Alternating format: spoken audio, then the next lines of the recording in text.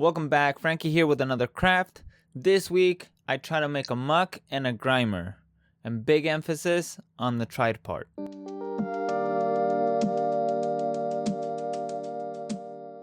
I finally try to make some casts or molds, whatever you want to call them.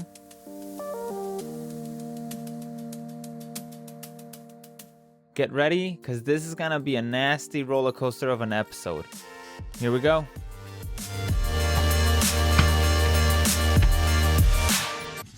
We're starting off with the classic aluminum to try to save a little bit of epoxy material on this. This is how I make $1 out of a dime, if you know what I mean. I'm starting off with 2 different sizes, obviously because we're doing grimer and we're doing muck. And just like any other time, I'm going by what feels right versus actual measurements. The grimer will be roughly on a 1-inch basis and the muck will be a 2-inch base. Let's naturally start with the first evolution.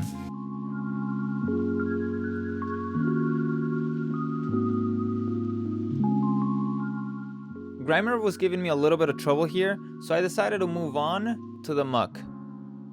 The goal here was to make this recognizable without actually making a Pokemon, if that makes sense. But I didn't want it to be too realistic to the point where you wouldn't recognize it and it would just become an ooze. I also went with the classic look, sort of. So far, this has been a lot easier than the grimer. I actually don't even know how that's possible. I'd figure that the grimer would be the easy one. Usually I would sculpt the teeth here beforehand with the actual epoxy.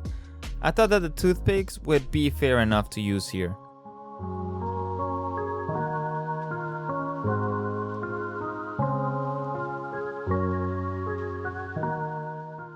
I'll be adding droopy stuff later, I guess. I don't even know what else to call it. So right now it might seem very basic, but it's definitely not the end.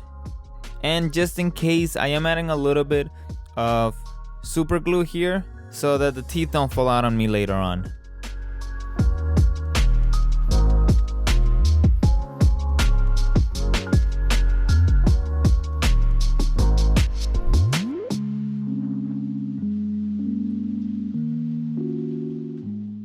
You know what? I think I'm really feeling this. I think I could get the grimer done. Let's give that another chance.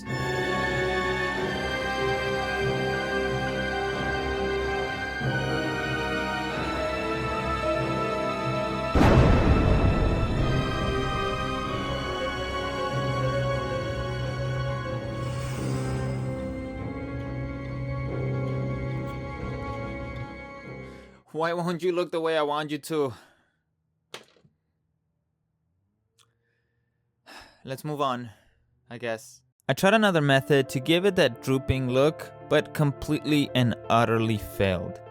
I did learn, however, that I can get away with doing a similar effect, just a lot more subtle. Alright, I guess we're back to the muck. Alright, since muck is bigger, I feel like the texture I tried on grimer should work on muck. I mean, I'm going to add less of it obviously, but I'm really hoping this works.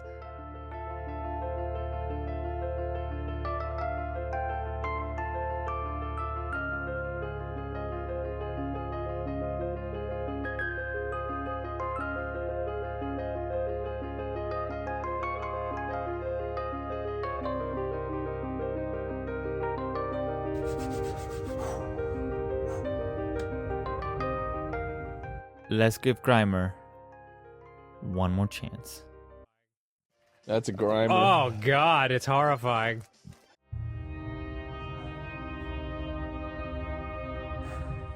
I'm sorry. This is probably the best I can do. I'm gonna go sleep on this and maybe, huge maybe, tomorrow I'll give the grimer another chance. Not likely. I've already feel like I failed. I am very excited about the muck though, on the other hand. The muck's coming out nice. But for some reason, I just can't make this make sense. That's the best way I could put it. Wow, hey, look you guys, the sun's rising.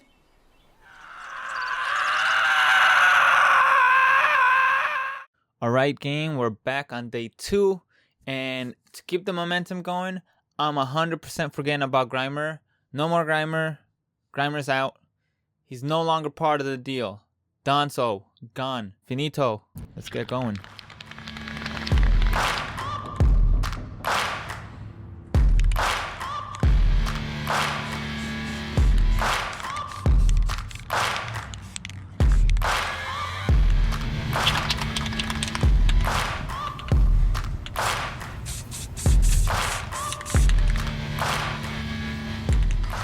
Alright, Muck is ready to be painted. For the sake of the thumbnail, I'm going with the purple for this specific one. And since we're using a purple ink, I think wet blending might be the way to go here. I always find it easier to wet blend with ink, but that's also because I don't water down my paints that much like I should. What the? I know. It's like one of the first things they tell you to do when you look up like how to paint miniatures videos. And it's just one of those steps that it's like super easy, but I have trouble with. I don't think too much about it. So ink makes it easy for me because it's already watered down, but the colors are so much richer when it comes to inks. It just makes it easier for me to wet blend this way. And it's the only way I think I like wet blending.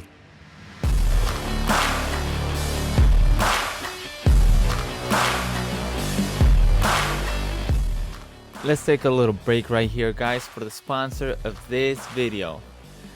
You! Thank you a lot. Anybody that has bought anything from the store, thank you so much. If we keep going, if we keep this up, I'll get more designs up on my merch store. I just want to say thank you. It's a huge deal for me. You know what I'm talking about? Like, I do want to make this a career, and just little by little, we're getting there. A huge shout out to Wildlock Armory. I saw a video where he was rocking one of the shirts. Obviously, you don't have to get in hot pink. Hot pink's my favorite color, so that's just what I roll with.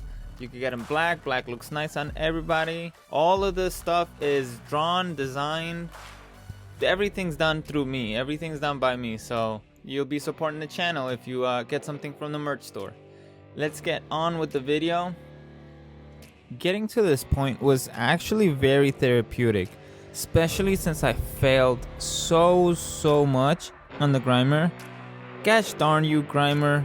At least not completely failing at the whole project. I only failed at half of it.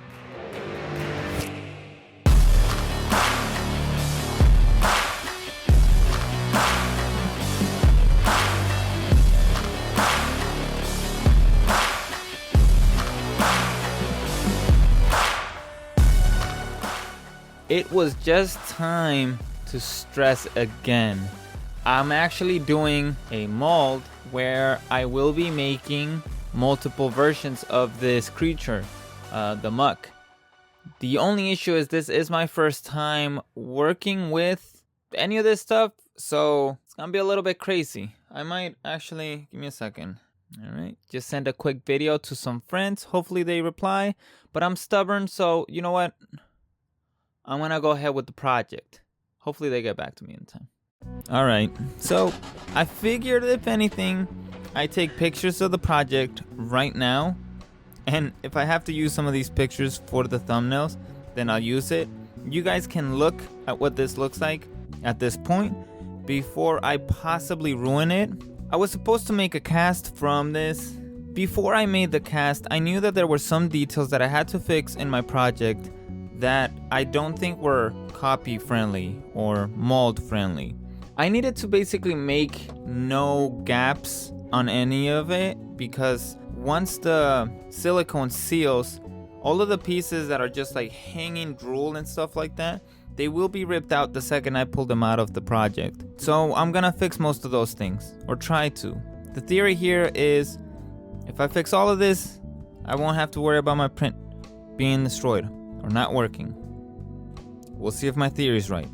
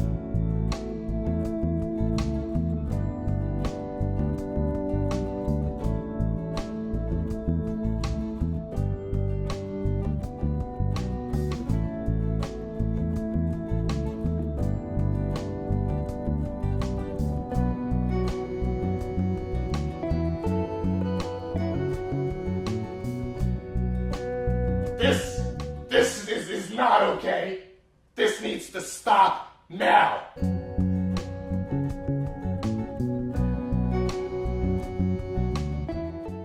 So I'm just getting that ready.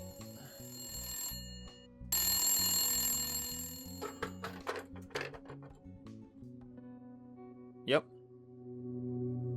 Hey Frankie, it's Meredith over at Scattered Terrain. I saw what happened with your casting sinking into the silicone, and so I wanted to offer you a quick tip. As you've already discovered, if you take the piece that you're casting and put it into the top of the silicone, it's going to sink until it's somewhere near the bottom.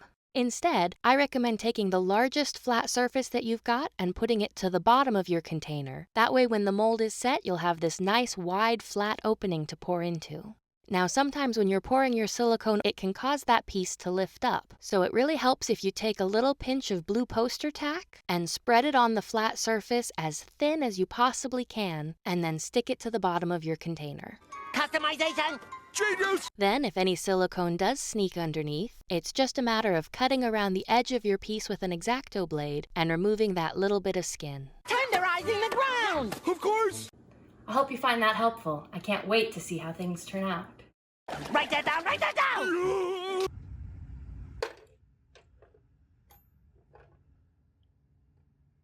Oh no.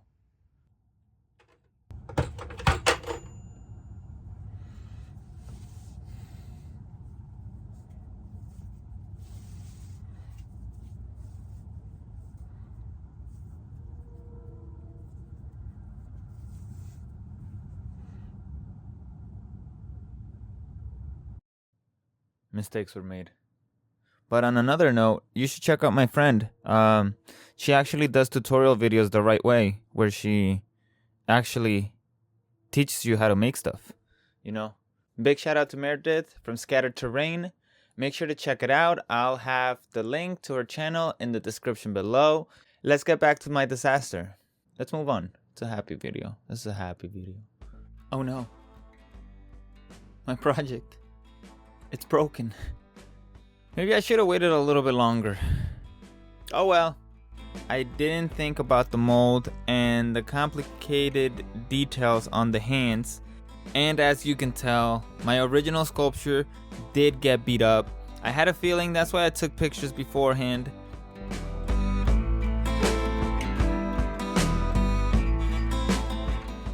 I think I was sad for like 1 second. And not so much about the project being destroyed.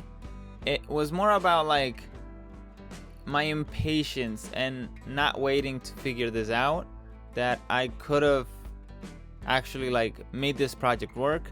But I know fixing things is part of the hobby. It happens a lot. And so I think when I was doing all of this, I was expecting part of this to fail. So like I wasn't really bummed out about it. Plus, fixing it didn't take much to do actually, and I ended up redoing some other stuff in there. It all worked out. Alright, enough of that sappy stuff, because it's not about that, you know what I'm saying? It's about showing you what I did with the bad situation. So let me show you some shots of the after. Yeah, whatever, you know what I'm talking about. Roll the clip, Copper.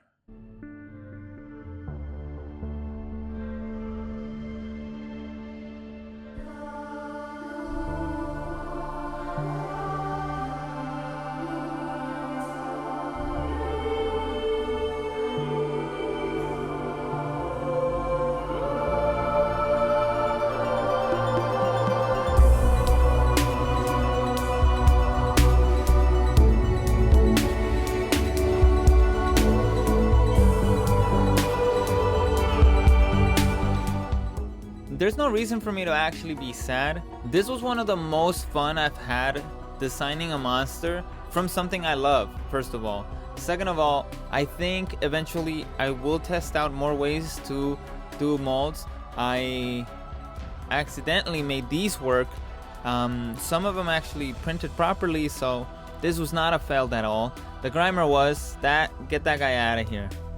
This was a win-win. Like, it was not done in the best way or proper way or whatever it was, but ultimately I'm able to make copies of my creature, and I really think that's what matters. So it's not perfect, but it's nobody's gonna know it's not perfect. You know what I'm talking about? I mean, unless you watch the video and you've seen my struggles with Grimer. Alright, at the end of the day, this was still a huge learning experience. Anyways, you know, it's that time of the video. Thank you so much for everything, guys. Thanks to the patrons. I would love it if you consider becoming part of the Franky D Crafter gang and supported the channel in some type of way. Options are Patreon, obviously, one of the best ones. I love the Discord there. It's heat, it's crazy. There's some amazing crafters, there's some amazing painters, there's some amazing storytellers. There's just amazing people in there. And the other part is the merch store.